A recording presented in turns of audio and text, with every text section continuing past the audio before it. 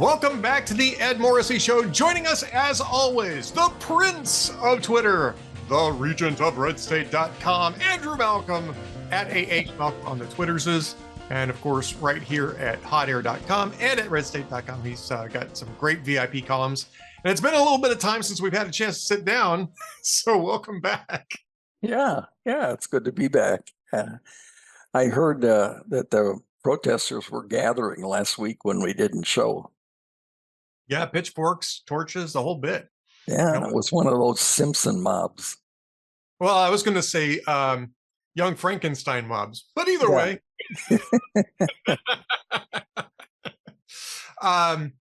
So lots of stuff going on, right? I mean, it's been 2 weeks since we've talked, right? And in that 2 weeks, Israel has destroyed Hezbollah's leadership entirely, gone after the Houthis, backed Iran down a little bit, at least for the time being. We've had we've got a vice presidential debate coming up tomorrow night, actually, as we're recording this. And the polls haven't really changed in the presidential race. It's still pretty much dead heat. So by golly, Andrew, what would you like to discuss out of all of that stuff? Well, the column yesterday, Ed. There you go. Strong leaders make life dangerous for enemies. And we don't have one right now. We've got more data on that this morning, right? Yeah. You know, one of the things that gets lost in these photo op campaigns that everybody likes to do in politics is the fact that what really matters is leadership. Now, Kamala Harris, as a prime example, hasn't done anything, not one thing for leadership. And Joe Biden has done the opposite. He's screwed up almost every single thing he touches. And so what I try to do is I write about what strong leadership is. And as an example, I wrote about Netanyahu's speech to the UN last week and what he's pulled off. He and his military have pulled off in the last couple of weeks, basically erasing, as you said, the Hezbollah leadership. As one very clever fellow on Twitter tweeted, so what you're saying is Hezbollah is now run by people who were not worthy of having a company pager last week. Basically, right? Yeah. I mean, that's kind of what they're saying, right? And if they did have one, I'm sure they look at it somewhat differently. Did you see the video of the one with the guy in the fruit market and then it exploded? Yes. And, I mean, it's so freaking clever. And I guess they set up shadow companies to sell them legitimate pagers, but legitimate pagers that had an add-on, which was a little bit of explosive, and they all went off at virtually the same time. So I wanted to write about strong leadership and what it does. Who was it? Oh, Jared Kushner tweeted the other day that Israel in the last few weeks. Hang on a second, my dog. Israel in the last few weeks. Sorry about that. No problem. Makes a lot of noise.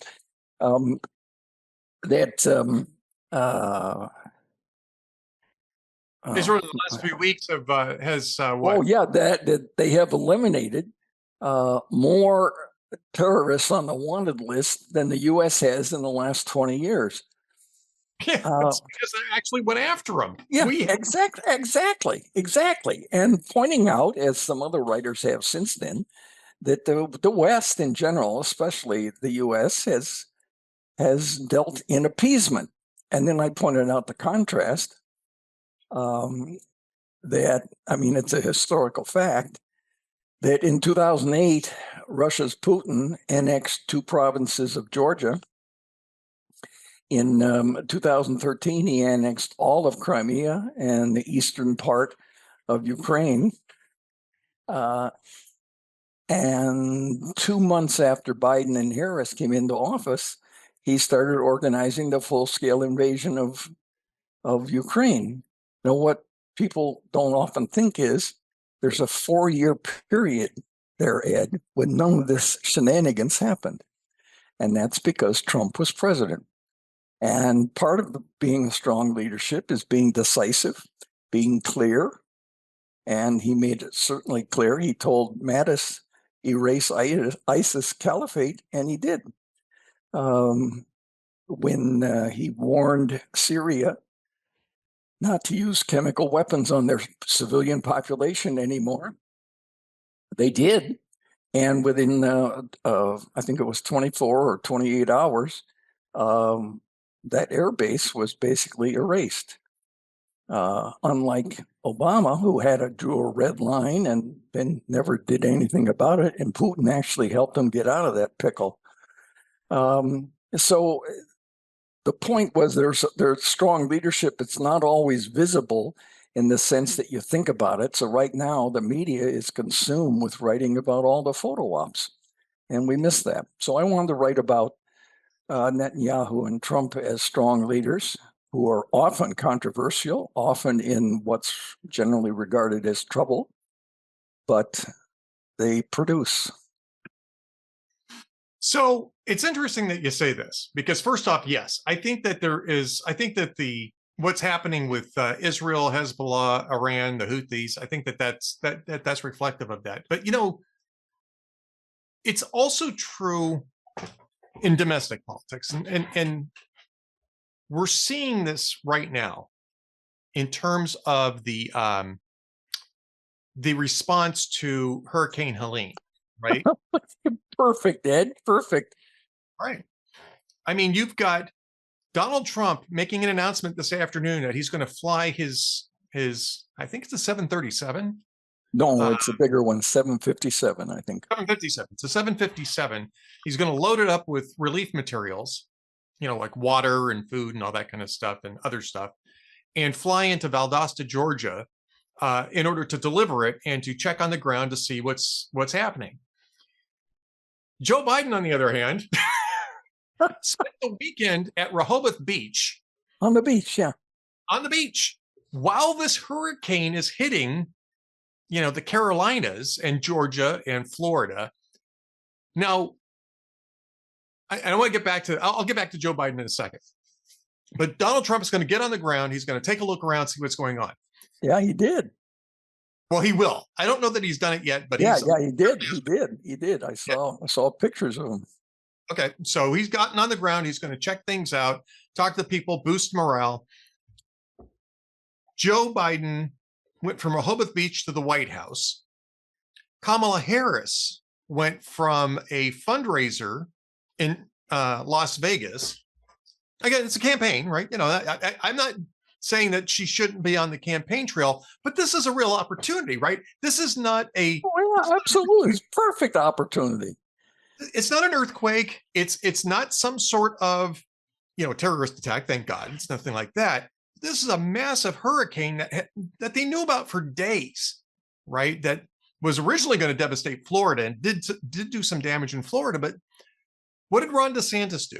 Ron DeSantis staged all the assets in Florida so that he could respond super quick and get relief in there. And then when it turned out to be not as bad in Florida as they initially predicted, what did he do after that? He sent a lot of those assets to North Carolina, including some of the people that he had on the ground to respond, right? To help out North Carolina, because that's where it got hit the hardest, is Western North Carolina. Talk about leadership. Yep. Leadership, right? Donald Trump going there is leadership. Joe Biden and Kamala Harris had every opportunity to prepare for this. They all knew it was coming. He didn't have to be at Rehoboth Beach. She didn't have to be in Nevada, right? Especially for a fundraiser. You can do a fundraiser another time. Yeah. Well, her campaign proudly announced Sunday night that they had raised $26 million in San Francisco and $27 million in LA. So, yeah congratulations. But you're supposed to be vice president first. She's supposed to be vice president. Joe Biden is supposed to be president. So, I wrote a post up and just threw it up there quickly. I don't know if it's going to do much traffic, but the headline is: the president announced a visit to Hurricane Helene devastation. and it's a picture of Donald Trump, of course. And my first two lines in there is not the one who spent the weekend at Rehoboth Beach, and not the one who couldn't That's receiving updates on the disaster response either. Yeah.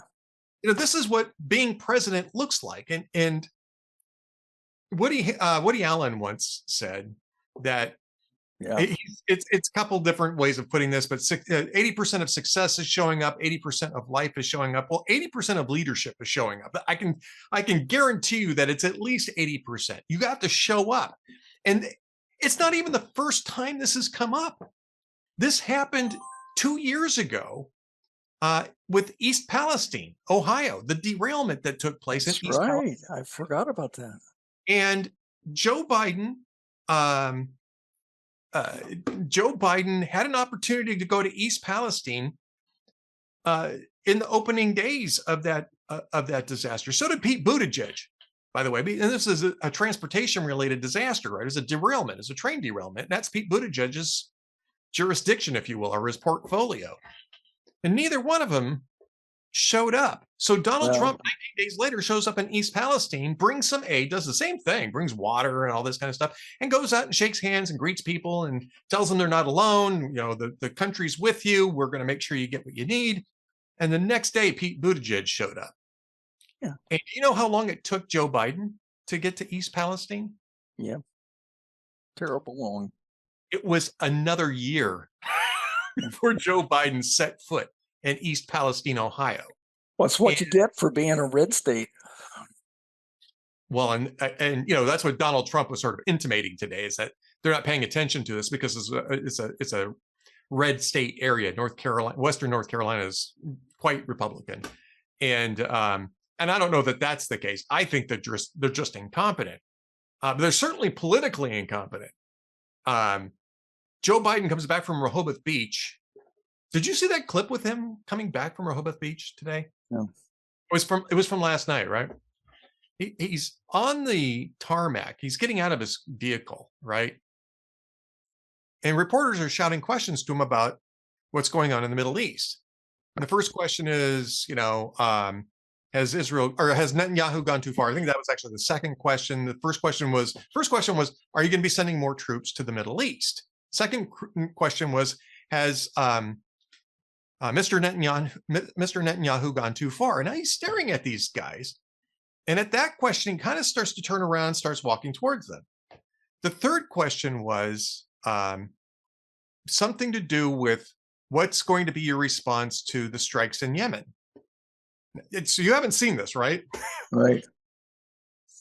He answers, well, I've been talking to both people on the side of those strikes, and we're trying to prevent the strike from happening. He's talking about the longshoreman strike, because the longshoreman's contract ran out today. Doesn't even know what they're talking about. I mean, he looks lost. He's kind of wandering around slack-jawed. It's kind of like during the debate. I've been talking. I see the White House people talking big plans about his going on the road this fall, which is great for Republicans. But he seems to have checked out. Oh. Well, clearly. I mean, first off, he's on Rehoboth Beach every damn weekend now, right? Doesn't spend any time inside the White House. If he was not checked out, clearly he's not even in charge at the moment. I don't know who is, but it's not him. You have a Category 4 hurricane bearing down on a whole swath of states in an election season, no less, right? Yeah. If he was in charge, he would have stayed at the White House to track the storm response. If he was in charge but couldn't go down there, he would have sent Kamala Harris to be his point person down there, especially because it's an election season and she needs to look like a leader. Yeah. I mean, I'm stunned.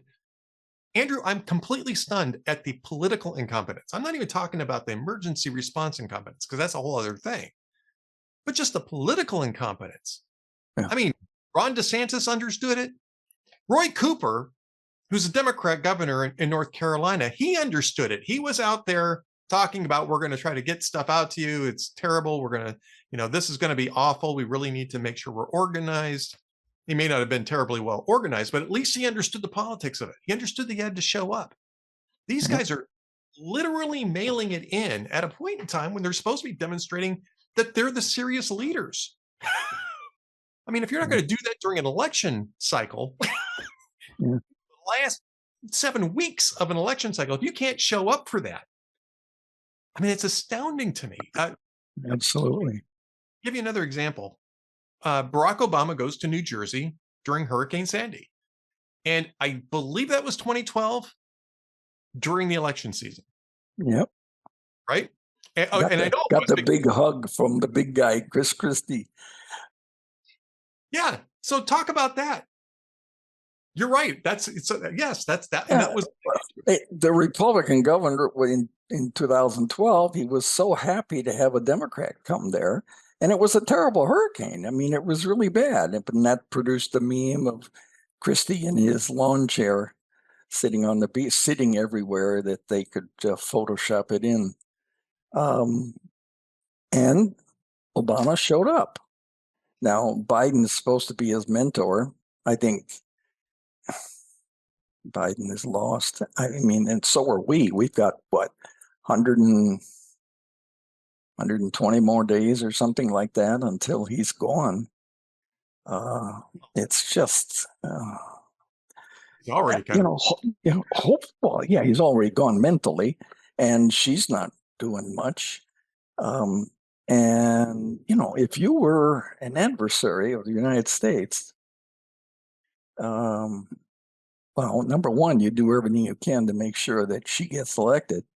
But number two, you've got a window here to take advantage, because no one's in charge, and there won't be much of a reaction. Remember when Putin took over the 2 provinces of Georgia in 2008? That was August. So that was in the closing months of the Bush administration. Right. John McCain was Johnny on the spot talking. I mean, all he did was talk about it, but at least talking about it. And I remember Barack Obama took him a day or two. He was on vacation in Hawaii. Look at that. I'm at the beach. Jeez. Yeah. I mean, but Obama knew when to show up. Yeah, he showed up word-wise, but yeah, he did. Hell of a job, Brownie. Yeah. Well, yeah. I mean, George W. Bush, I think, got pilloried unfairly for a lot less than what Biden and Harris are doing right now. Oh, absolutely. Absolutely. I mean, what happened in New Orleans with Katrina was all Democrat. The governor, the mayor, it was pathetic. And a lot of people paid a price for it. Well, it was. And again, that was Kathleen. What was Kathleen? I don't remember her last name, but the governor at the time of Louisiana. Yeah. That was her call. The White House was trying to get her to call out the National Guard, and she wouldn't do it. That's not the case, by the way, in North Carolina. They have called out the National Guard. The question is why they're not deploying air assets there. Why there's a bunch of air assets in North Carolina, and they haven't deployed much of them, apparently, at least not so far. I mean, the whole thing is, again, I mean, it may not matter in the end. I hope it does, but the contrast with Trump's response and Biden-Harris is just stunning. I hope the message gets across, but with the media that we have today, it won't be driven home as much as it was against Bush. Yeah, because the media is going to cover for Biden and Harris in this case. Oh yeah, absolutely. I mean, absolutely. Can you imagine if Biden had traveled to Crawford as Hurricane Katrina was, which is, by the way, not too terribly far from where I live at the moment.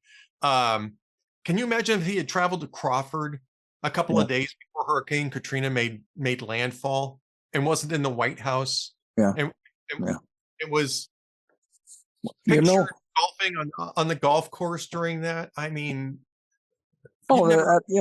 that's what Obama did when the tsunami hit Japan. He issued a statement that how terrible it was, and then he went and played golf. When the president of Poland was killed in an airplane crash, he issued a statement and went and played golf. When the first American general in a couple of generations was killed in war in Afghanistan, his funeral was at Arlington, and Obama didn't go. The vice president didn't go. They didn't even send anybody. So it's a pretty clear message that won't be driven home by this media, unfortunately. You remember the great fun that the media had with the picture of Bush looking out the airplane window at Katrina. Well, that was because he didn't want to interrupt the recovery. Actually, it wasn't recovery; it was rescue at the time. Still, with the big hoo-ha of a presidential entourage coming. And then even back in the 90s, remember President H.W. Bush? He went to the grocery store, and Andy Rosenthal, who was a reporter for the New York Times, the son of the late Abe Rosenthal, who was a pillar of American journalism, and Andy Rosenthal was in the pool, and he wrote about how Bush didn't know how the grocery scanner worked. Well, of course he knew how the grocery scanner worked. He was making conversation for the photo op with the clerk. He said, well, sir, show me how this works. So then that was interpreted, so they pilloried him with that. And someday I'll tell you the story about what really happened with Dan Quayle and the potato spilling. Yeah. It wasn't Dan Quayle at all. But the bias is long running, and it's deep and profound, and sad for the country. Well, yeah, I mean, it's certainly not serving the country well. It's undermining trust in institutions, and a free press is an institution. And they have the constitutional rights. They have protection, but they've not lived up to it. No, but I mean, it's part of what's supposed to be watchdogs. It's part of what's feeding into the general malaise, if you will, around small R Republican institutions. They're just very clearly becoming part of the partisan operation rather than independent reporting. And we talk about this all the time. Of course, it's one of the reasons why we have our VIP and VIP gold membership thing, so we can be supported, because they're also attacking advertisers when they support platforms like this, and they've been very successful in scaring advertisers. I'm not blaming the advertisers, but I am blaming the people who are intimidating the advertisers, and it's backfiring to some extent, because these advertisers are just saying, okay, we're not going to support any sort of political content, and that harms independent voices on the other side of the aisle. But for the most part, the mainstream media eclipses them anyway. Yeah. Because it's sort of it's a redundancy. All right, I want to talk a little bit about the Caitlin Clark post that you've got up, and then I want to talk a little bit about the vice presidential debate that's going to be tonight. Okay. So Caitlin Clark, she succeeded. You draw a lesson out of that. Tell us a little bit about the lesson that you see from Caitlin Clark's success. She was Rookie of the Year, right, in the WNBA. Rookie of the Year in WNBA with the most assists, broke the record already as a rookie. To my mind, she and actually Taylor Swift too. Before that, last fall I wrote a post about how refreshing the Taylor Swift phenomenon was, and this is before it was a big deal. And Caitlin Clark is the same thing. She's just very, very good. And you see interviews of people who travel across several states just to see her play basketball. Their opposing teams had to change their home arenas to get much larger venues when her team came to town. She's just good. She's beyond good. She's excellent, and she works at it. Every day, 300 free throws, every day, 300 3-point practices, and her team I guess, is not that great. They weren't in the playoffs now for what, almost 9 years, 8 years, until this year when she helped them get there. But she's all about team. The assists record, what does that say? That she's a team player when she could be doing all the scoring, and she's doing plenty of that. It's all about team. When they said, well, you didn't make the Olympic team, so how do you feel? And she said, well, I guess I'll just have to get better. She wasn't a victim. She refused to be a victim. And Taylor Swift did the same thing when she got skunked on the Grammys several years ago. She just took time off and went and wrote a lot of songs and got better. And that's the whole anti-woke point. Remember, was it last year? I think it was. They uncovered that some Virginia high schools had not told their national merit scholars that they'd won. So they lost thousands of dollars in scholarships because they didn't tell the kids that they won. And the reason was very woke. They didn't want the non-achievers to feel badly. Yeah. So. Yeah. It's just pathetic. And somehow that has got a strong grip on our society. And so it's a shame because it's corroding American exceptionalism. We've been very successful for 200 and almost 50 years with rewarding excellence, rewarding hard work. And everybody's guaranteed an equal opportunity, but Kamala Harris wants an equal outcome for everybody, and that's just not going to happen. I hope people realize that they're going to skunk themselves. She's not the only one either, because FEMA, apparently, job one at FEMA is equity, not emergency response, but equity is their top priority, according to the website. Yeah. Equity. It's just, and the female head of the Secret Service was there because Jill Biden pushed her for the whole idea of equity, and she's not there anymore. I think most people would be really good if with female promotions, minority promotions, minority acceptance, whatever, if it was based on merit. That's the whole point of the American dream. Is that you do hard, work hard, do well, you get rewarded. But to hand it to people, everybody gets a participation trophy. That doesn't. And yet it seems to have a pretty strong grip for the moment. It does seem to have a pretty strong grip for the moment. Anyway, that's also a VIP column at redstate.com from Andrew, so go check that out. I was glad to see that she got some recognition. I don't really follow basketball, so I couldn't tell you. Nobody does. I don't know anything about it. I once told my dad that I was very bad at drooling, and he said, dribbling. Yeah, I know. I was awful at it because you couldn't knock anybody down. Oh, well, drooling versus dribbling. There you go. Let's talk a little bit about we'll wrap up with a preview of what's going to happen tonight in the, as we're recording it tomorrow night, but as it goes up tonight. Yeah. In the vice president. What do you think, Ed? Well, I think it's interesting when Tim Walz's side is already telling CNN that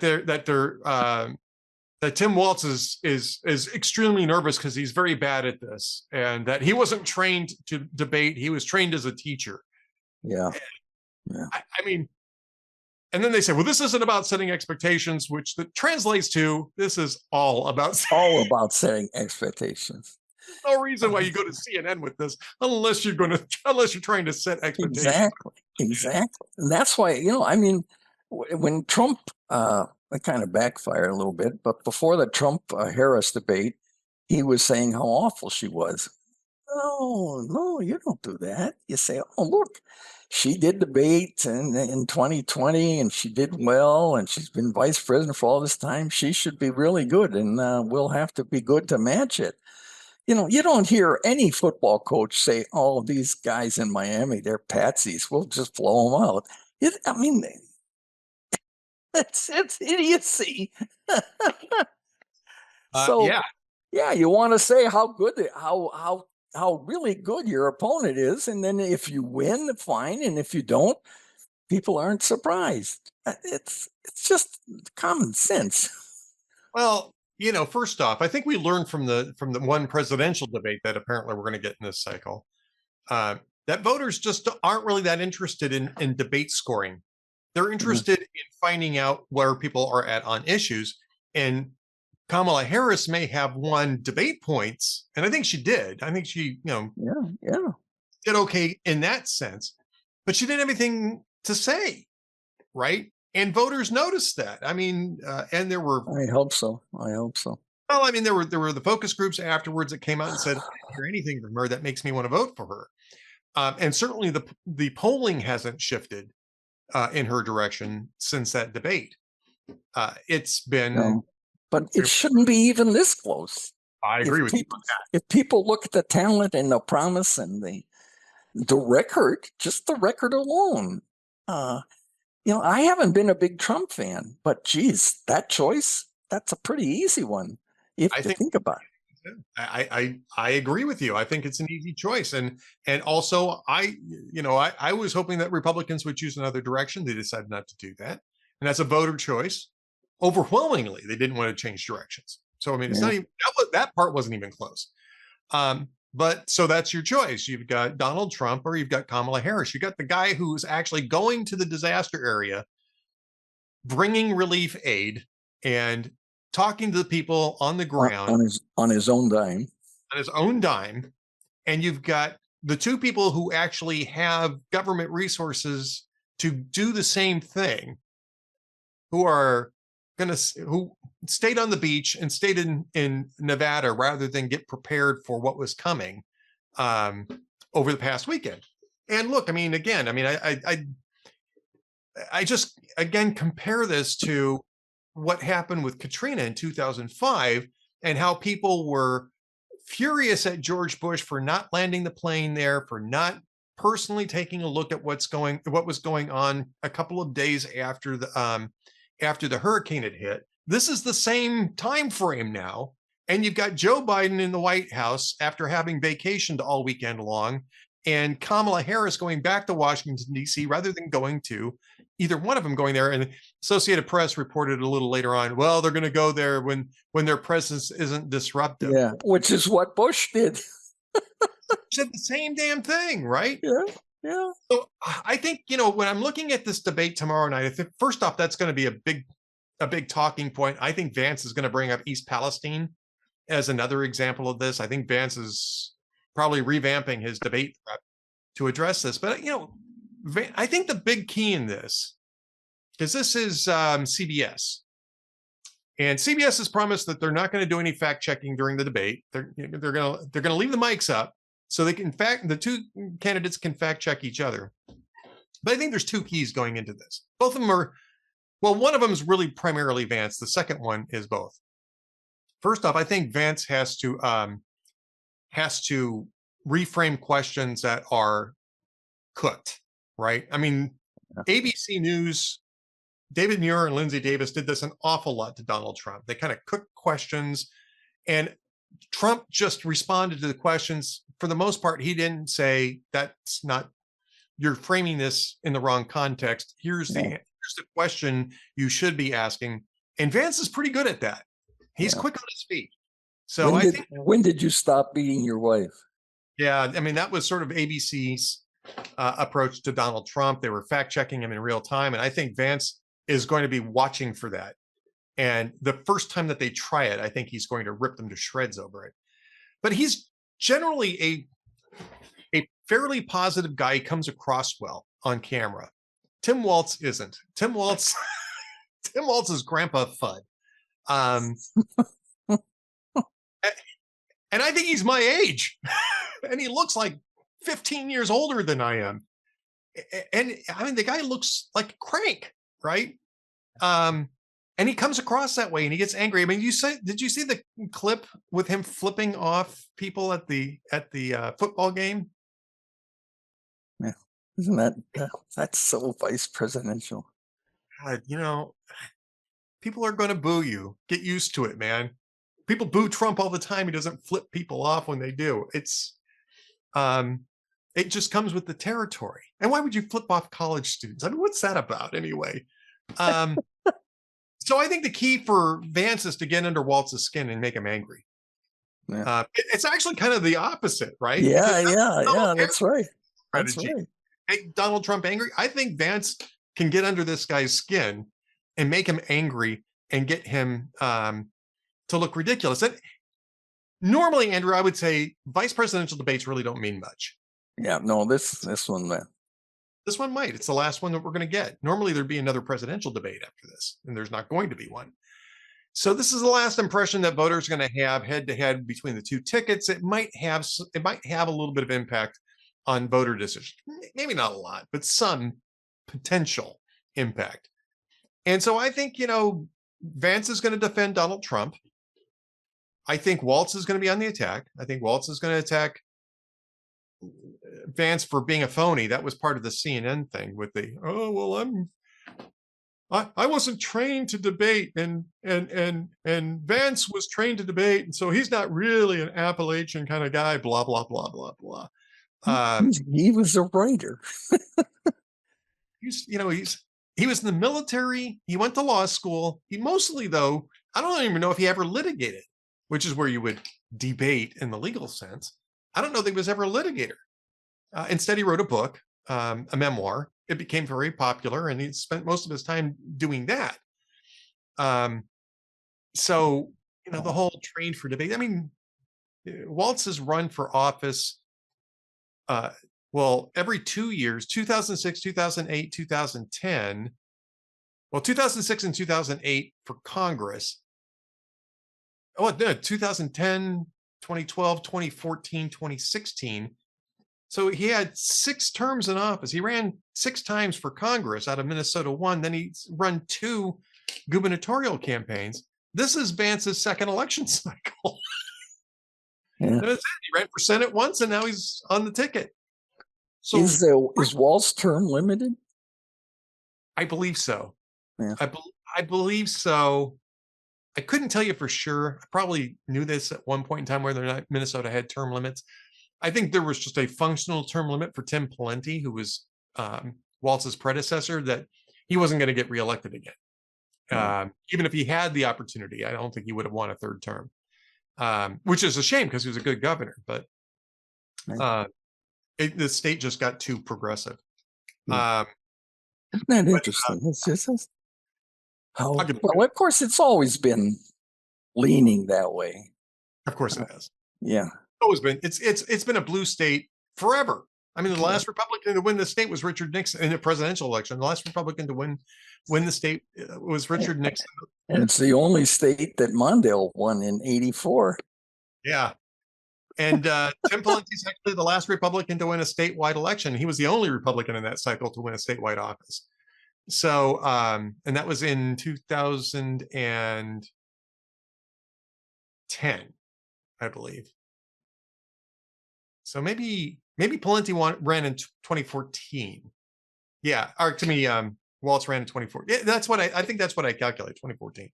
Yeah. Yeah. Well, either way, as Al Pacino said in The Godfather to Andy Garcia, who was so angry at Joey Zaza, and and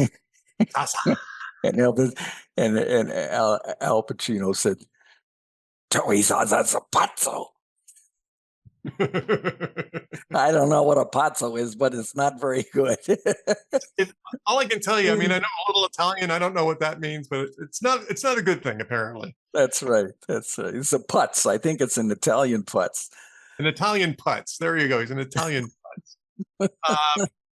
All right. Well, I think that just about wraps it up. Do you have any jokes of the week? I have one joke, and that is that Walmart. I don't know if you saw this. It was during the week we weren't on, but Walmart announced they're going to be opening dental offices in many of their stores, and they're going to have an express line for Walmart customers who have less than 8 teeth. We're